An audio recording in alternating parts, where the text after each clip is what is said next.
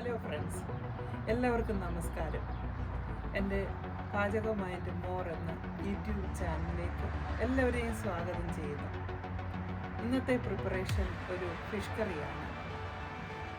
കുടംപുളി ഇട്ട് വയ്ക്കുന്ന നല്ല ഒരു സ്പൈസി ഫിഷ് കറി. ഫിഷ് കറിയുടെ ആവശ്യത്തിന് വേണ്ടിയുള്ള കറി ലീഫ്, കറിവേപ്പില ആദ്യമായിട്ട് കട്ട് ചെയ്യുന്നു. ഇത് വീടിനുള്ളിൽ വളർത്തുന്ന കറിവേപ്പിലയാണ്. അത് സമ്മറിലെടുത്ത് വെളി വെക്കും. അങ്ങനെ ഇത് നല്ലതായിട്ട് ഇപ്പം വളർന്നിട്ടുണ്ട്. ഇതിൽ നിന്ന് കറിയുടെ ആവശ്യത്തിന് മാത്രം കുറച്ച് വെട്ടിയെടുക്കുന്നു.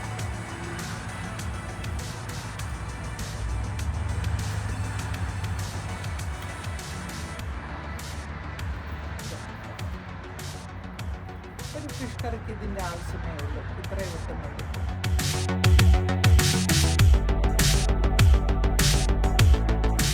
സ്റ്റോറിൽ നിന്ന് വാങ്ങിയ പാക്കറ്റിൽ വാങ്ങിയ അയില മീനാണ്.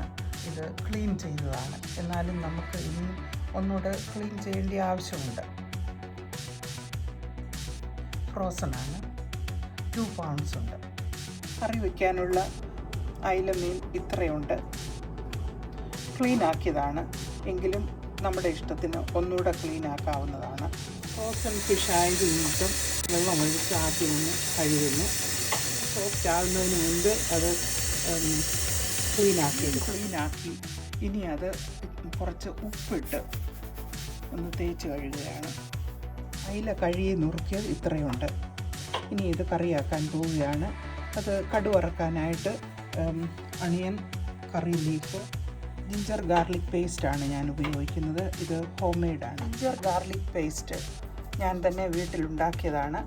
ഇത് സെപ്പറേറ്റ് ബ്ലെൻഡ് ചെയ്ത് ഐസ് ട്രേക്കകത്ത് ഒഴിച്ച് ഫ്രീസ് ചെയ്ത് വെച്ചിരിക്കുന്നതാണ്. അത് ആവശ്യം വരുമ്പോൾ ഓരോ ക്യൂബ്സ് ഇങ്ങനെ എടുക്കും.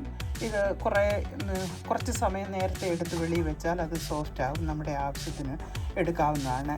ഈ ക്യൂബ്സ് രണ്ടും എനിക്കിപ്പോൾ ആവശ്യമുണ്ട്. ഓരോ ടേബിൾ സ്പൂൺ വീതമേ ഉള്ളൂ. പെട്ടെന്നുള്ള ആവശ്യത്തിലാണെങ്കിൽ മൈക്രോവേവിനോട്ട് വെച്ച് ഒന്ന് ചൂടാക്കാവുന്നതാണ്. ചെറുതായിട്ടൊന്ന് ചൂടാക്കി നമ്മുടെ ആവശ്യത്തിന് അതിൽ നിന്ന് എടുക്കാവുന്ന. പോട്ടിൽ ഓയിൽ ഒഴിച്ച് ചൂടായി അതിലേക്ക് കടുകിടുന്നു, അണിയൻ ചേർക്കുന്നു, ലീഫ് ചേർക്കുന്നു. ഈ കൂട്ടൊന്ന് വഴന്നപ്പോൾ അതിലേക്ക് ജിഞ്ചർ ഗാർലിക് പേസ്റ്റ് ചേർക്കുന്നു. കൂട്ടൊന്ന് ലൈറ്റ് ബ്രൗൺ ആക്കണം. ഈ കൂട്ടിലേക്ക് 2 table spoon hot chilli powder and 1 teaspoon turmeric powder ചേർക്കുന്നു. ഈ കൂട്ട് നല്ലതുപോലെ റോസ്റ്റ് ചെയ്യണം. അതിലേക്ക് റോസ്റ്റ് ചെയ്ത 1 ടീസ്പൂൺ മല്ലിപ്പൊടി ചേർക്കുന്നു. നല്ലതുപോലെ മിക്സ് ചെയ്യുക. തിളപ്പിച്ച് വെച്ചിരിക്കുന്ന കുടംപുളി ചേർക്കുന്നു. തിളയ്ക്കുന്ന ഈ ഗ്രേവിയിലേക്ക് സോൾട്ട് ചേർക്കുന്നു. 1 പിഞ്ച് ബ്ലാക്ക് പെപ്പർ കൂടെ ചേർക്കുന്നു.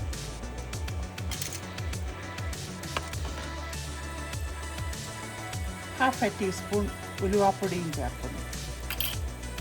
നല്ലതുപോലെ മിക്സ് ചെയ്യുക. സോൾട്ട് ആവശ്യമെങ്കിൽ കൂടുതൽ വേണമെങ്കിൽ ഇപ്പോൾ ചേർക്കാവുന്ന. ഗ്രേവി നല്ലതുപോലെ തിളച്ചിട്ടുണ്ട്. തിളച്ച ഗ്രേവിയിലേക്ക് മീൻ കഷ്ണങ്ങൾ പറക്കിയിടുന്നു.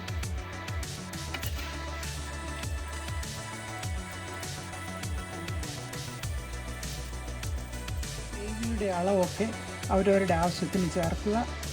കുറച്ച് കറി ലീഫ് കൂടെ ചേർത്തിട്ടുണ്ട്. ഇനി ഇത് അടച്ച് കുക്ക് ചെയ്യും. കവർ ചെയ്ത് മീൻകറി കുക്ക് ചെയ്യുന്നു.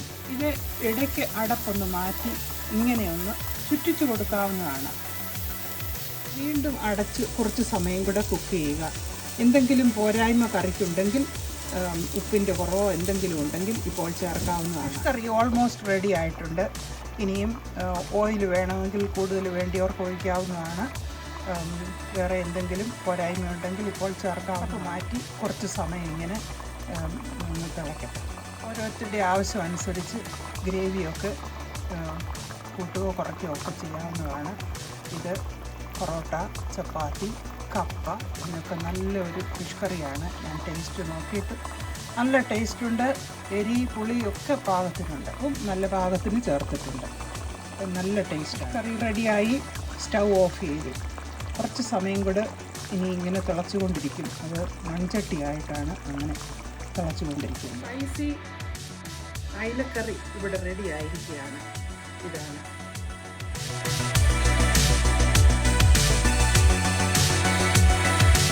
കുടംപുളി ഇട്ട് വെച്ച സ്പൈസി അയിലക്കറി ഇവിടെ റെഡി ആയിരിക്കുകയാണ്.